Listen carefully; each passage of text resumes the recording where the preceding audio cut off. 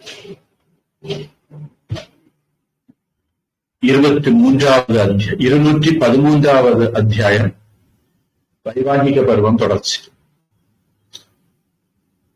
நாராயணி எவ்வாறு எனக்கு பெண்ணானாள் என்று கேட்ட துருபதனுக்கு வியாசர், மௌத்கல்யர் நாராயணி போகத்தில் திருப்தி அடையாதிருத்தலை கண்டு 5 புருஷரை அடைவாய் என்று சபித்ததையும், அவர் ருத்ரரை குறித்து தவம் செய்து பிரசன்னரான ருத்ரரிடத்தில் 5 முறை பதியை கொடும் என்று கேட்டதினால் அவர் 5 பதிகளை அடுத்த ஜென்மத்தில் அடைவாய் என்றும் நித்திய யுவதியாய் இருப்பாய் என்றும் வரம் கொடுத்து, நீ கங்கா தீர்த்தத்தில் இருக்கையில் வரும் இந்திரனை அழைத்து வா என்று கட்டளையிட்டதையும் சொல்லியது.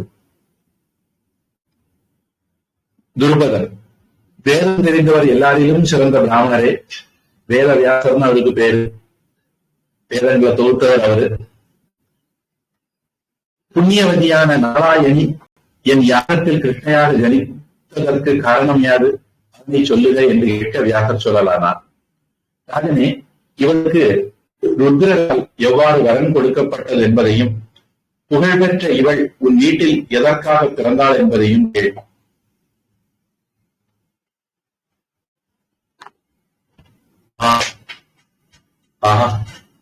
கிருஷ்ணயினுடைய முன்ஜென்ம சரித்திரத்தை உனக்கு சொல்லப் போகிறேன். முன் ஜென்மத்தில் இந்திரசேனை என்று புகழ்பெற்ற பாக்கியவதியான நலாயனி மௌத்கல்யர் என்னும் பக்தாவை வைத்து கவலையின்றி சஞ்சரித்தார்.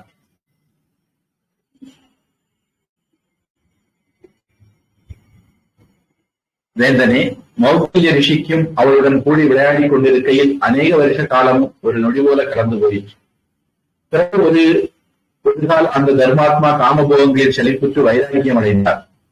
உயர்ந்ததான மோட்ச தர்மத்தை விரும்பி பிரம்ம தியானத்தை கடைபிடித்தவராயினார். அந்த பிராமணர் அந்த நாராயணியை விட்டுவிட்டார். அவள் அப்போது பூமியில் விழுந்தாள். ராஜசிரேஷ்டனே, மௌத்கல்யர் எப்போதும் தவத்தினால் பரிசுத்தமானவர். அப்போது நாராயணி, பகவானே, என் மீது அருள் செய்ய கடவீர், என்னை விடத்தகாது. பிரம்ம ரிஷியே, இதுவரையில் விரும்பினவற்றை அனுபவித்ததினால் போகங்களில் திருப்தி பெறாதவளாய் இருக்கின்றேன் என்று கேட்க, மௌத்கல்யர், நீ அச்சமில்லாமல் பேசத்தகாததை என்னிடம் பேசி என் தவத்திற்கு இடையூறு செய்கிறாயாதனில் நான் சொல்வதை கேள். நீ மனுஷ லோகத்தில் மகாத்மாவான துருபதன் என்னும் பாஞ்சால தேசத்து அரசன் பெண் என்று புகழ் பெற்ற ராஜபுத்திரியாய் இருப்பாயாக. அந்த ஜென்மத்தில் எனக்கு புகழ் பெற்ற 5 கணவர்கள் இருப்பார்கள். அழகான உருவங்களுடைய அவர்களுடன் வெகுகாலம் இன்பத்தை அடைவாய் என்று சொன்னார். புகழ்பெற்ற அந்த நாராயணி இவ்வாறு சபிக்கப்பட்டு துயரத்துடன் வனத்தில் சென்றாள்.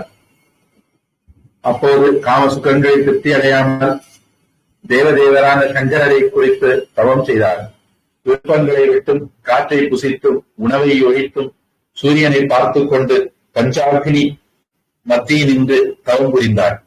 பசுபதியின் சர்வ லோகங்களுக்கும் ஈஸ்வரரும் பிரபுமாகிய சங்கரர் அவருடைய கடும் தவத்தினால் சந்தோஷமடைந்து, உடனே புண்ணியவதியே, உனக்கு அடுத்த ஜென்மம் வரப்போகிறது. சிறந்த பெண்ணாக பிறக்கப் போகிறார்.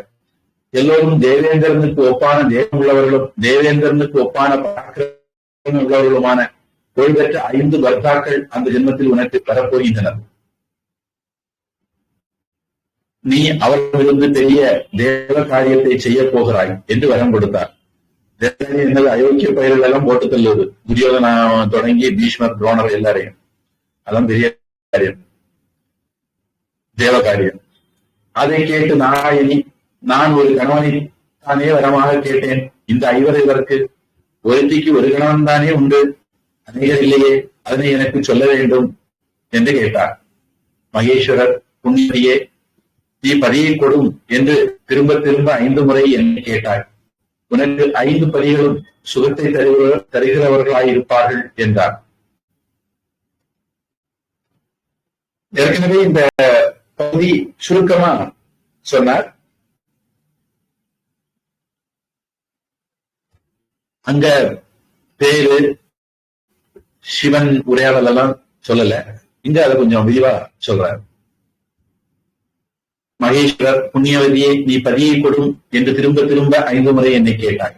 உனக்கு 5 பதிகளும் சுகத்தை தருகிறவர்களாயிருப்பார்கள் என்றார். நாராயணி, பெண்களுக்கு ஒரு கணவன் இருப்பதுதான் தர்மம் என்பது பூர்வ காலத்திலேயே விதிக்கப்பட்டுள்ளது. புருஷனுக்கு மட்டும் அநேக மனைவிகள் இருப்பது தர்மம். அது அநேகரால் அனுஷ்டிக்கப்பட்டு வருகிறது. ஒருத்தி ஒரு பர்த்தாவுக்கே எப்போதும் துணையாக தர்ம அனுஷ்டானம் செய்ய வேண்டியவள் என்று சொல்லப்படுகிறது. இதுதான் முதலிலேயே ரிஷிகளினால் விதிக்கப்பட்ட ஸ்திரீ தர்மம். பெண்களுக்கு இளமை பருவமுள்ள ஒரு கணவன் இருப்பதுதான் உலக நடைக்கு உரியது.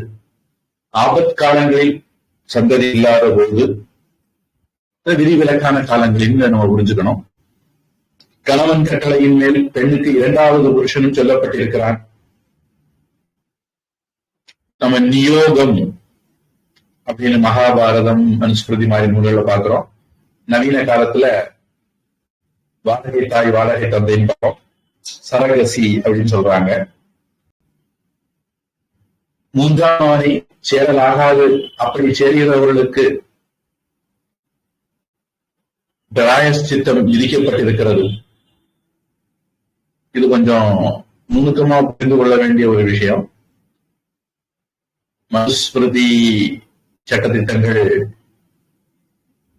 படிச்சுக்கிட்டு புரிய வேண்டிய விஷயம்.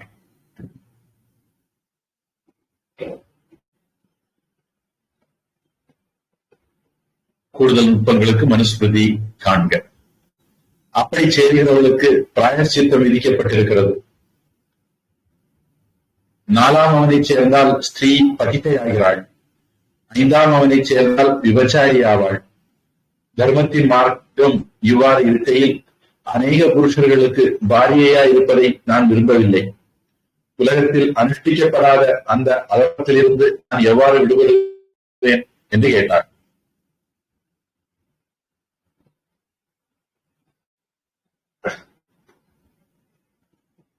இவ்வளவுதான் தர்மம் தெரிஞ்ச முட்டாப்பைய துரியோதனன் கர்ணனுக்கோ ரொம்ப அவசாரமாக பேசினார்கள் பிறகு பார்க்கணும். அவங்களுக்கெல்லாம் வைத்தறிச்சல் அவங்களால கட்ட முடியலைங்கிறதா. அவங்களுக்கு தர்மமானது நியாயமாகுது. அவங்க வேறவாய் நாராவாய் கோஷ்டி. தனக்கு வந்தா ரத்தம், அடுத்தவனுக்கு வந்தா தக்காளி சட்டினி கோஷ்டிகள். அதனால அவங்க ரொம்ப சீரியஸா நம்ம எடுத்துக்கூடாது. வியாசர் யுதிஷ்டிரர் மாதிரி ஆட்கள் நம்ம சீரியஸா எடுத்துக்கிட்டு இந்த விஷயத்தை டீல் பண்ணணும். சிவன் கிட்ட இப்படி நாராயணி கேட்கவும் முன் ஜென்மத்துல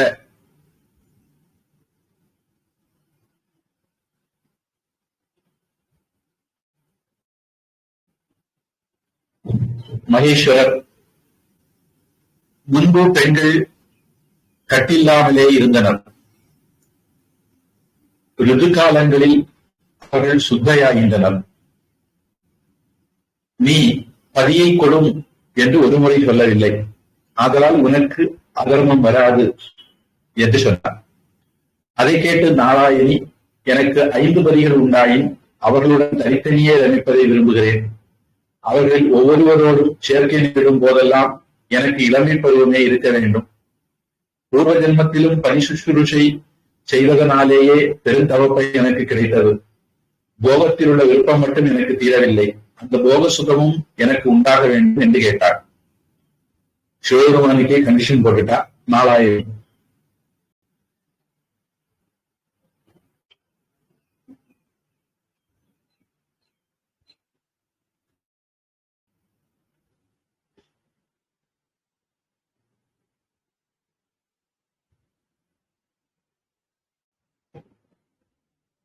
சங்கரர், புண்ணியவதியே, காமசுகமும் தவப்பயனும் ஒன்றோடு ஒன்று சேர்வதில்லை.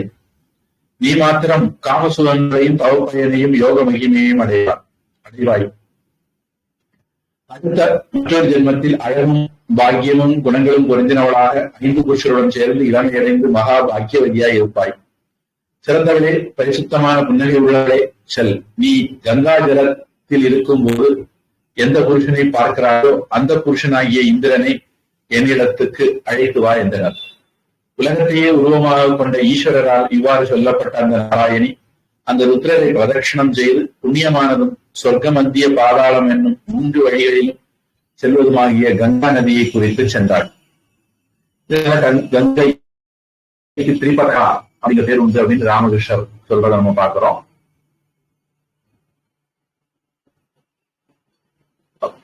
அப்போ சிவபெருமான் உனக்கு ஒரு தோஷமும் வராது அப்படின்னு சொல்றார். நாராயணி பதிலுக்கு சில நிபந்தனைகளோட கூடிய வரமாக அதை கேட்கிறார், அதையும் கொடுக்கிறார். மேற்கொண்டு என்ன நடக்குதுன்னு பார்ப்போம்.